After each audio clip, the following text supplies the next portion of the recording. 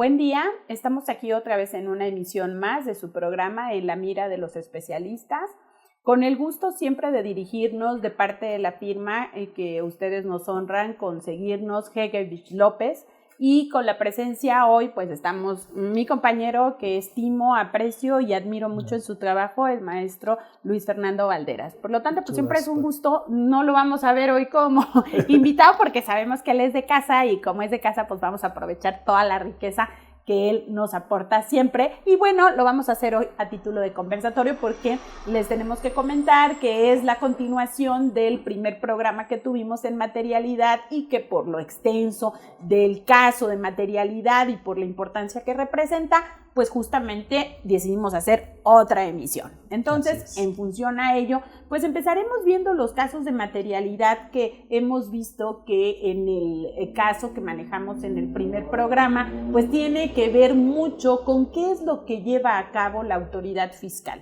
Y la autoridad fiscal en este sentido, pues vamos a ver que siempre va a tener seguimiento al giro de la operación.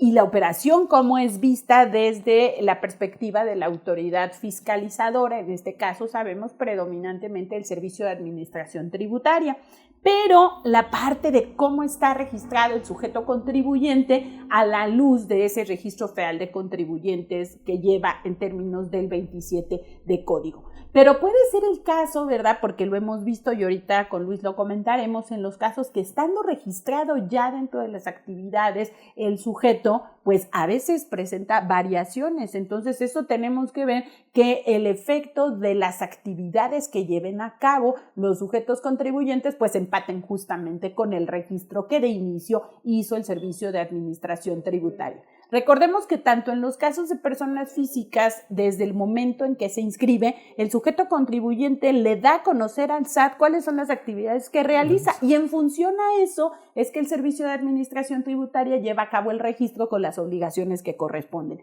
Sin embargo, hemos visto ya en el devenir del tiempo que hay casos en los cuales que aún estando registrado con ciertas actividades, a veces varían y en eso tenemos que tener muchísimo cuidado, me va a corregir aquí Luis si me equivoco, en el sentido de que si llego a tener actividades que pueden salir de las actividades normales, hay un elemento en el que si el SAT se da cuenta, advierte una modificación que él puede hacer, digamos, en una facultad de oficio, no tanto porque el sujeto contribuyente se lo solicite, sino ve una actividad que no corresponde al giro del sujeto y entonces puede hacer un cambio justamente en el giro de la operación. Y eso abre la posibilidad a que justamente cada vez que el sujeto contribuyente realice actividades distintas, pues cambie el efecto de la inscripción en el RFC. Y entonces en eso nos pone luego en un tema, ¿verdad? Que pudiéramos decir de inicio no pudiera presentar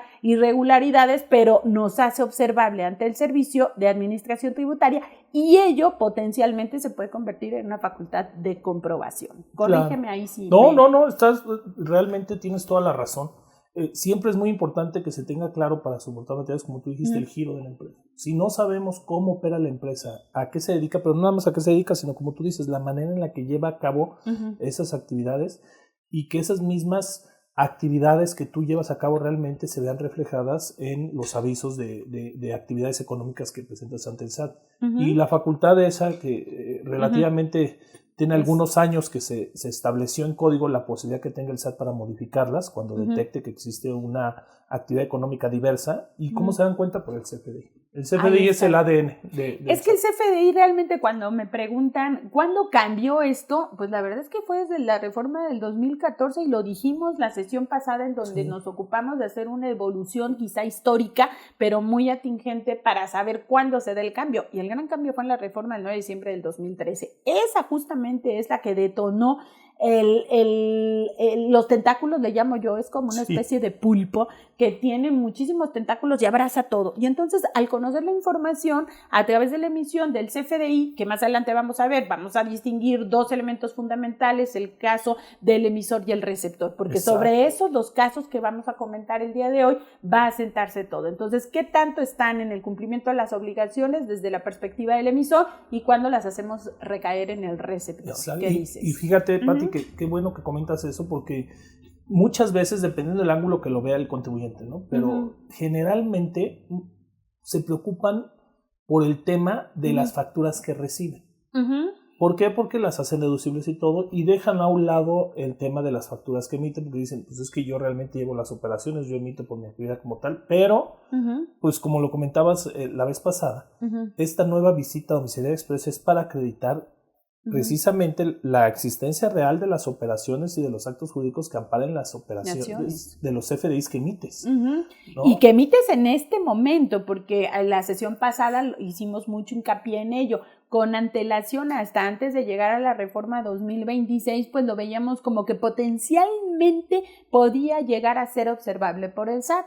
Hoy sabemos que el juego, las reglas del juego cambiaron, y las reglas del juego cambiaron porque hoy te obliga la norma a que tengas eso, y por eso hicimos tanto hincapié, ¿no? O sea, decíamos las preguntas a las que se debe responder en tema de materialidad, para qué, cuándo, cómo, pero no las tengo que hacer a posteriori, sino las tengo que hacer desde el momento en el que se genera, ¿no? Y ahí es importante porque, como bien comentamos desde la vez pasada, si tú ya tienes claro el giro, la operación que tú realizas, la manera en la que realizas, tienes que tomar en cuenta y que las actividades que tengas dadas ante el SAT, lógicamente, vayan acorde con las actividades reales que estás haciendo, pues el CFDI. El concepto en el CFDI. O sea, si tú estás realizando un determinado servicio o estás vendiendo algo, la descripción, el debido llenado del CFDI es muy importante. La forma de pago, el tipo de clasificación o concepto, la clave que le tengas que poner, si se paga en una sola exhibición, se paga diferido. Eso es muy importante porque va a dar pauta precisamente para la información que tú sabes que el SAT va a tener. Y después el soporte contable. Ahí lo decíamos la vez pasada. Todavía existen muchos contadores de que creen que nada más el registro contable, la póliza, el CFDI y el comprobante de pago son el sustento. Todo. Y eso no lo es todo. Realmente eso es la base, la punta, lo principal que debes de tener, lo básico, digamos, que la autoridad ya presume que ya lo debes de tener de cajón. Pero, ¿qué es lo importante? Tener un buen soporte documental. Y ese soporte tiene que contestar precisamente esas preguntas. A través de esa documentación que tú logres conformar o recapitular o archivar o concentrar, digamos, tiene que salir respuestas para poder contestar qué operación se hizo, cómo se hizo la operación, cuándo se hizo la operación, dónde se hizo la operación y por qué se hizo la operación. Y ahí nos vamos a esas preguntas. ¿Qué se hizo? Bueno, pues el concepto y efectivamente detallar si fue un bien o no, qué tipo de bien o qué tipo de servicio bien adquiriste o servicio tú te prestaron o prestaste, ¿no? ¿Cómo lo hiciste? Eso no implica únicamente los entregables finales, sino tiene que ver desde el inicio, desde el primer contacto o cuando se tenía la intención de hacerlo. Generalmente, si tú adquieres un bien, ahorita preguntamos aquí con los expertos, compañeros que nos acompañan, pues al menos, si tú quieres un bien, al menos haces cotizaciones. Sí. Comparas. Y eso, ¿cómo lo recibes? Porque obtuviste un mejor precio, como tú lo dices, en varias cotizaciones. ¿Y por qué escogí ese proveedor? Ah, pues porque me ofrecía el mejor precio. El producto, ¿no? ¿Qué tipo de producto? Entonces, son cosas que no es ya con la compra de entrega, ¿no? El contacto con las personas, la recepción de las cotizaciones, algo que uno normalmente lo hace. Del producto, para que veamos que efectivamente se recibió. Exacto, sí, es que hay muchas cosas que dicen, es que es mucho, hay cosas que nosotros lo hacemos, pero lo malo es que no tenemos la cultura de cierta forma tener el soporte de esas operaciones que realizamos o de conservar el soporte. Porque hoy en día sabemos que mucho se trabaja con el celular, muchas compras se hacen incluso en línea, pero pues incluso la misma tecnología nos ayuda. Porque, por ejemplo, si ahorita te metes a una página no quiero decir las marcas, pero pues en línea, de compras en línea, pues tienes tú tus antecedentes, todo lo que compraste, en qué fecha lo compraste, qué proveedores buscaste, etcétera, etcétera, etcétera. Tema de trazabilidad, saber si saqué el dinero de mi cuenta y me recibo el estado de cuenta, justamente, y el receptor a quien le pagué. Recordemos que el estado de cuenta, perdón que aquí te interrumpa, pero es algo que lo hemos visto en los criterios jurisprudenciales. Nos dice justamente el estado de cuenta va ligado en un elemento probatorio para saber de dónde salió el dinero y hacia dónde fue.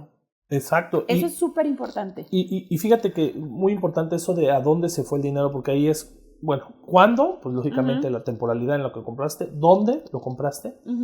Y por qué lo compraste. ¿Pago? El medio de pago. Y ahí es porque supongamos que tú compres una cámara de video y tú tienes una factura de Patito Feo y tú le pagaste a Patito Verde. A ver, ¿qué pasa? ¿A quién se la compraste? ¿A Patito Verde o Patito Feo? ¿Por qué hay esa discrepancia, no? Entonces, aunque tú te des por satisfecho porque ya te entregaron la cámara y sí tienes la obligación de pagar, pues a lo mejor cuidar o tener un poco de información del por qué depositas a otra persona diferente a la que te está facturando. Porque eso es observable a la luz del Claro, SAT. porque dice, a ver, sí, pues tú te vas a dar, pero le estás pagando a otra persona. Entonces, de cierta forma, a lo mejor él recibe el pago por cuenta del otro y pues necesitas algún documento, algún soporte. Que ligue el por qué es que contrataste con uno y pagas a otro, ¿no? Y eso nos lleva precisamente a que toda esa documentación es precisamente en aras de que quien conozca plenamente cómo se hace la operación puede saber, sin obviar, qué documentación puede servir para que alguien que sea ajeno al negocio tenga la soporte. Visión probatoria de lo que se quiso acreditar. De lo que se ve. Entonces ahí yo creo que quienes mejor pueden revisar eso es, a lo mejor, pues si con esa documentación para un extraño te logra describir la operación que realizaste. A la luz de los elementos probatorios que le muestres. Creo que ahí ya tienes una palomita, porque ahí ya vas a tener. Yo algún tiempo desarrollé mi ejercicio profesional a propósito de lo que dices desde el aspecto hacendario. Y cuando lo veía así, les decía a mis abogados, ¿verdad?, que también los elementos que quedaban todavía eran en el expediente. Porque el día que ya no estaba el servidor, el expediente era el único que iba a hablar. Claro. Solo que ahora ese mismo principio lo puedo aplicar a la contabilidad. Así es, el contador que esté en algún tiempo debe de dejar los elementos para que el expediente, soporte documental que dices de la operación, hable por sí mismo.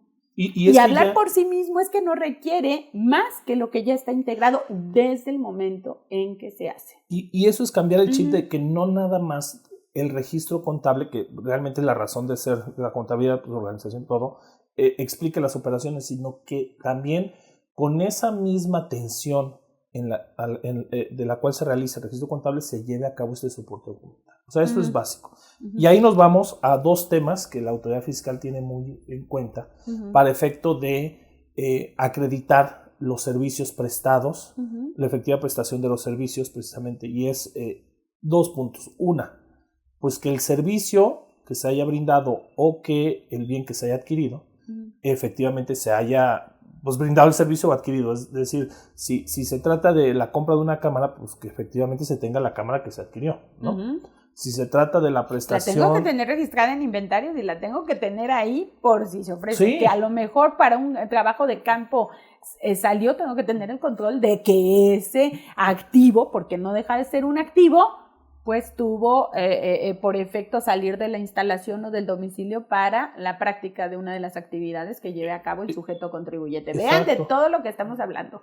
Y eso no es todo. O sea, la otra parte es que quien efectivamente te facturó la adquisición de esa cámara, o sea, te facturó la cámara o la prestación de servicio, sea el que efectivamente llevó a cabo esa operación de venta o de prestación de servicio contigo, ¿no?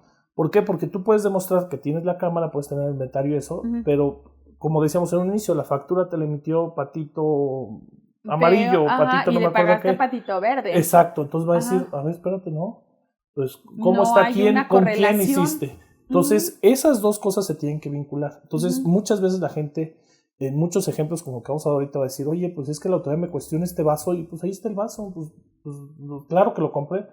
Pero sí, pero tú tienes una factura de X cosa que supuestamente dice que se compra los vasos, pero yo no tengo la certeza de que ese vaso efectivamente esté vinculado directamente con esa factura. O pudo haber habido un cambio porque no estuve de acuerdo con las características planteadas por mi proveedor en el momento de ofertarme, que yo lo haya comprado al amparo de lo que vi, cuando me llega es otra cosa y después haya tenido que volver a hacer una nueva factura, pero ya no va a constatarse con ella. Entonces la que tengo que tener es la que ampara efectivamente los vasos que a lo mejor dejaron de ser circulares y fueron cuadrados porque así los había visto en la página. Pero vean a lo que tengo que llegar. Sí.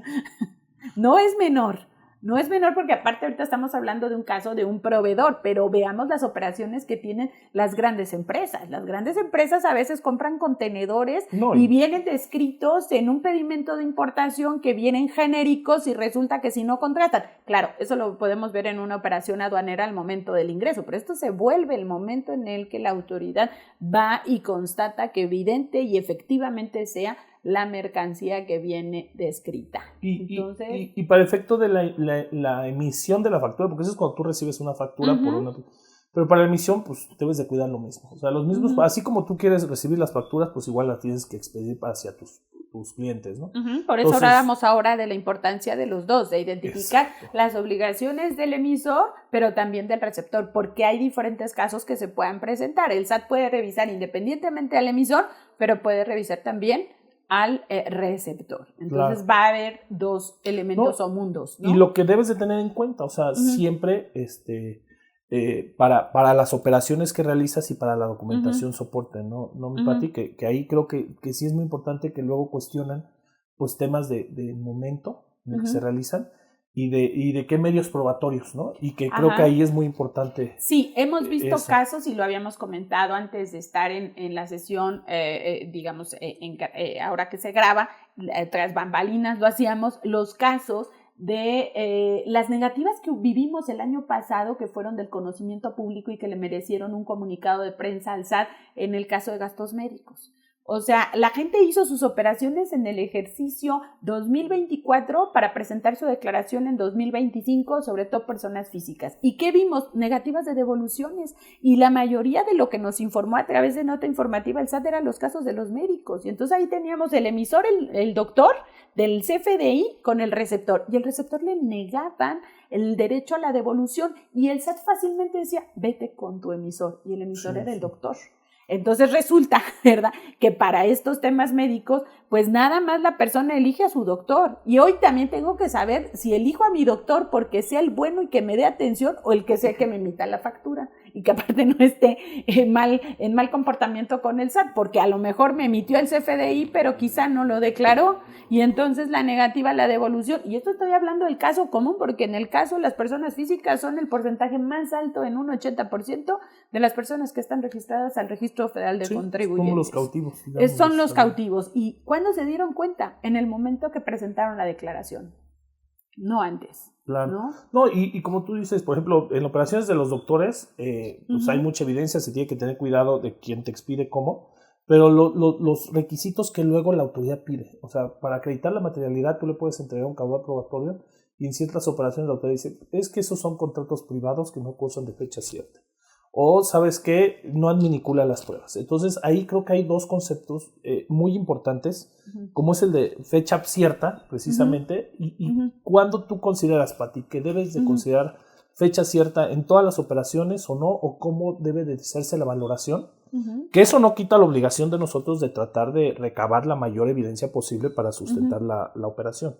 Pero de la visión de las autoridades, ¿Cómo visualizan, para comentarlo ahorita a nuestra audiencia, lo de la fecha cierta?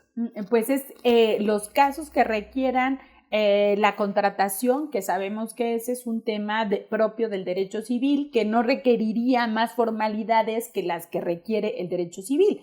Hasta ahí estábamos bien, sin embargo, los fallos emitidos por el Poder Judicial Federal y que después fueron ya integrados en la jurisprudencia nos llevaron a la fecha cierta. Y la fecha cierta sabemos que hoy que para que un documento tenga ese elemento probatorio y cumpla con fecha cierta tiene que estar protocolizado. Exacto. Y en la mayoría de los casos con la Suprema Ley de los Contratos, que es la base fundamental en el derecho civil, no tendríamos que tenerlo, ¿no? En la compraventa básicamente sabemos que es al ponerse de acuerdo en precio y cosa, pero ahora resulta que tengo que tenerlo elevado a escritura pública. Y cosa que y por eso precisamente es tratar que además de cumplir con la ley. Gasto, Exacto, no gastar en balde, no asustarnos por el tema de fecha cierta, siempre y cuando se tenga la evidencia. En aquellos casos donde por ley sí se requiera, se debe de tener, ahí sí, no. Pero ahí, ¿cómo debería de valorar la autoridad?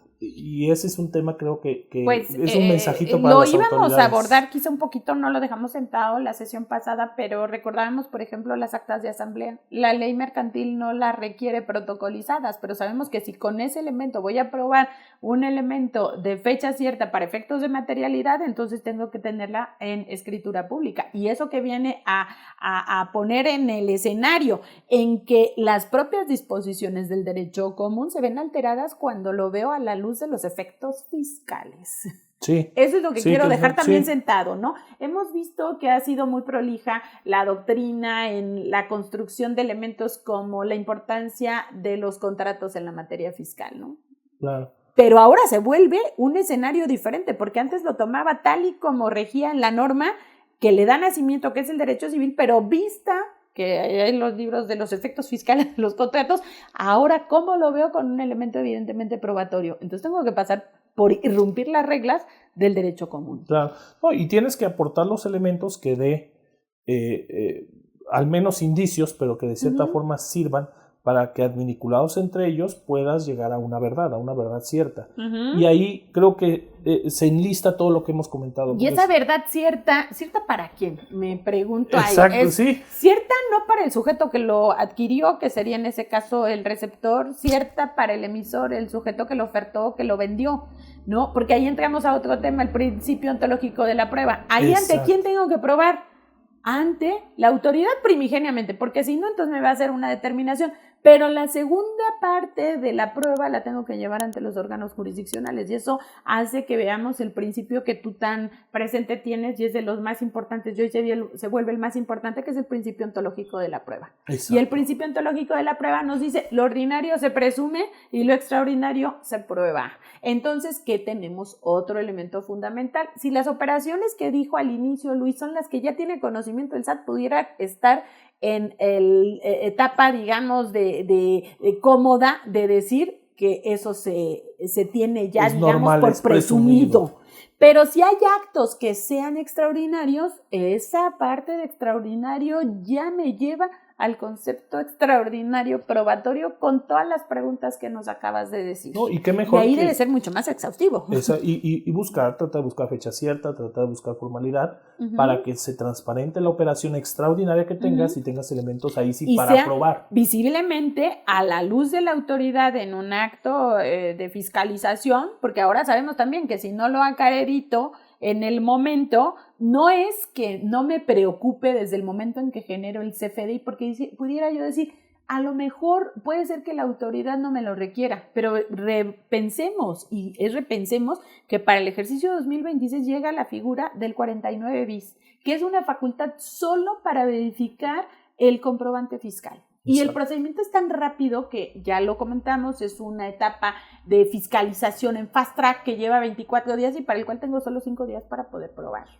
Y ahí es donde si no tuve mi expediente debidamente armado, como hace un momento comentábamos, pues entonces resulta que se vuelve un problema. Claro. Hablar con el proveedor, conseguirlo, y si no me contesta, y si está en congreso, como el caso del doctor. Sí, no, ahí ya no pude probar. Exacto, porque sí tienes que demostrar. Exacto. En tiempo. Y ahí, fíjate, a lo mejor para resumir un poco, yo creo que tenemos que, o te propongo, mi querida Pati, dar como un ejemplo dependiendo del carácter de CFDI. Cuando tú emites un CFDI, ¿qué ejemplo podríamos dar para tomar en cuenta las características y cuando se recibe, ¿no? Por ejemplo, como emisor, ¿no? El de emisor. Bueno, tengo uno que cuando me lo consultaron, la verdad es que me quedé un poco preocupada también, porque era el caso de un médico que es psicólogo y resultaba que el SAT no creía que el psicólogo hubiera atendido a una cantidad de personas.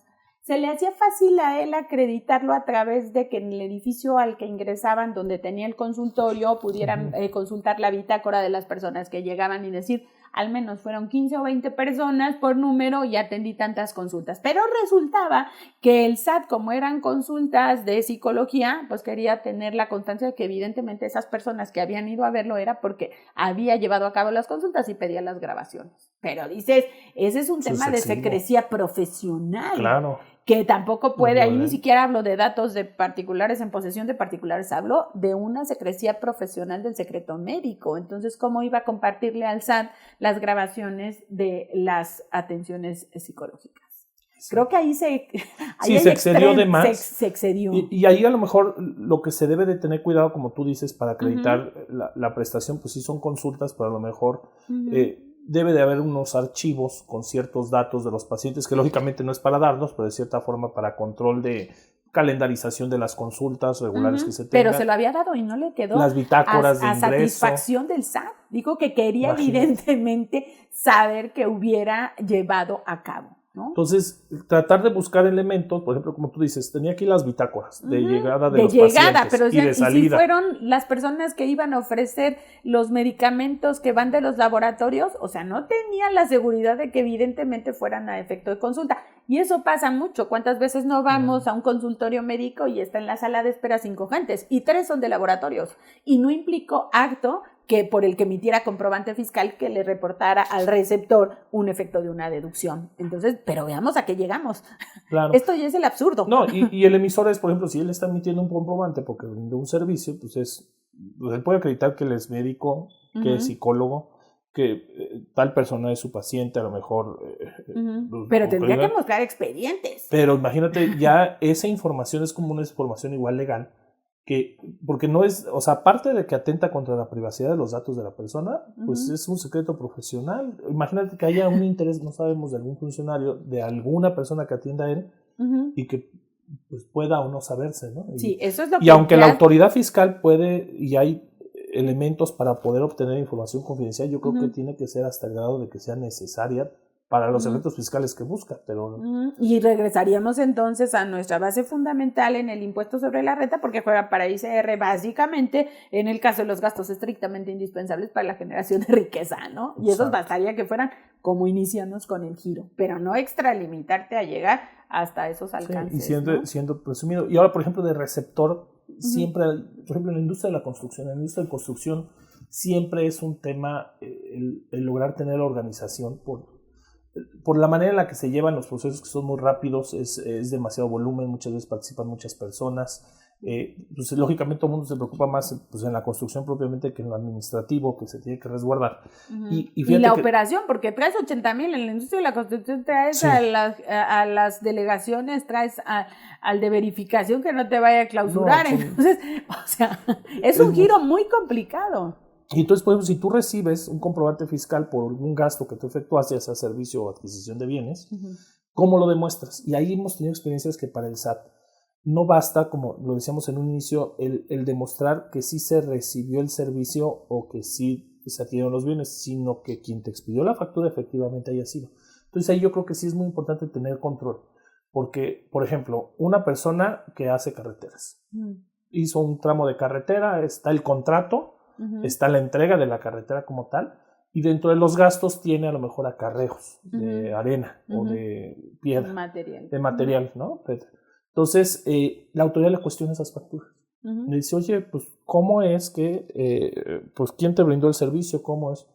Y dicen, oye, pues es que si no hubieran estado ese material, pues no podría existir la carretera. O sea, es el elemento básico que se requiere para eso, ¿no? Y es lógico, la autoridad decía, sí, entiendo, pero yo no sé si el que te facturó efectivamente te haya dado ese material. Entonces, ahí, o ese servicio, porque a veces nada más es de llevar el cascajo y ese tipo de servicios a veces lo contratas con las personas que tienen los camiones, pero a veces es la persona que se contrata con su camión y que tampoco te va a expedir un comprobante fiscal digital. Ahí precisamente es el tema, porque precisamente ahí es lo importante que la empresa tome en cuenta los controles que lleve. Sea como sea, si tú tienes un contrato, porque generalmente son, a lo mejor si es con un sindicato, algún contrato que hayas firmado o algo para que te presten los servicios. Tienes que tener a lo mejor una explosión de insumo de saber cuánto vas a ocupar de ese material para tanto. Las entradas de material, porque conforme a eso se paga. Pero son y los controles... avances de obra, porque el avance de obra es el que te va a ir diciendo que estaba en esta etapa y que con los materiales que se compraron se logró tanto avance de obra, ¿no? Los viajes iban registrados. y se tenía el registro, pero no por el área contable, sino tuvo que echarse un clavado. Entonces, ahí veía el registro, los camiones, que todos pertenecían precisamente al mismo grupo, Prestador. al mismo sindicato, etcétera, etcétera, y los pagos que se efectuaron por viajes y todo. Entonces, tenían la información, digamos, de manera muy informal, o sea, anotados así, pero no se tenía, digamos, el orden como debiera ser. Entonces, este sí tenía la información, a lo mejor no en el orden, pero sí lograba demostrar efectivamente la forma en que se fue, y eso pues le ayudó muchísimo en tribunales principalmente para resolver y efectivamente acreditar la efectiva prestación de servicio. Para la autoridad pues no le gustó mucho, digamos, no la aceptó, porque ellos ya traían cierta información con este sindicato respecto a los servicios prestados.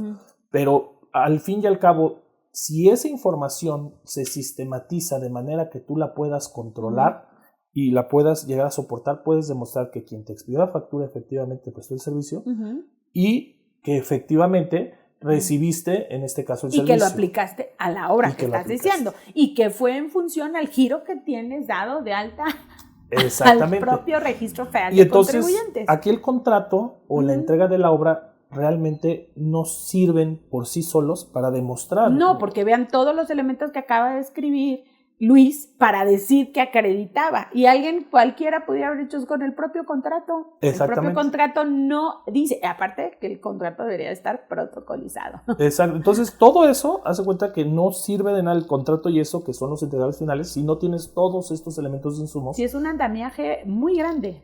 Pero recordemos otra cosa que dijiste muy importante, Luis, lo tengo que tener desde el momento en que lo emito, porque potencialmente si me ejercen facultades de comprobación tengo ya 5 días para aprobarlo. Y hay otro tema en materia fiscal.